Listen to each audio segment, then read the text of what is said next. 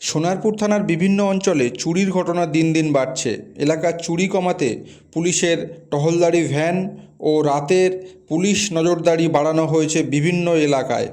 গত 22/3/2026 সুভাষগ্রামের আরএনসি রোডের নিরুপম দত্তের বাড়িতে গভীর রাত্রে চোরেরা হানা দেয়। সোনারপুর থানায় অভিযোগ দায়ের হয়।